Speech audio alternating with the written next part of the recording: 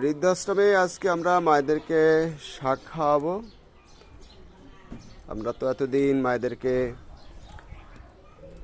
গোস্ত খাওয়াইলাম, শুভাকাঙ্ক্ষীদের দেওয়া মুরগির গোস্ত, গরুর গোস্ত, খাসির গোস্ত, মাছ। আজকে আমাদের মায়েদেরকে একটু শাক খাওয়াবো, সবজি। সেজন্য সকালবেলায় একেবারে তরতাজা ডাঁটা শাক নিয়ে আসলাম। চিংড়ি মাছ দিয়ে রান্না হবে, হালকা ঝোলঝোল করে, অনেক মজা হবে। আর এদিকে আরও আছে গ্রামের ঘরোয়াভাবে চাষ করা লাউ শাক, একেবারে তরতাজা, মনে হয় যেন রান্না করলে পেট ভরে খাই। আর সেই শাক নিয়ে আসছি, লাউ শাক, আলু দিয়ে টাকে টাকে রান্না হবে।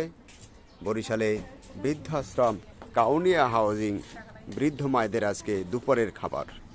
শুভাকাঙ্ক্ষী যারা আছেন আপনাদেরও নিমন্ত্রণ রইল আমাদের মায়েদের সাথে আজকে দুপুরের খাবার খাবেন।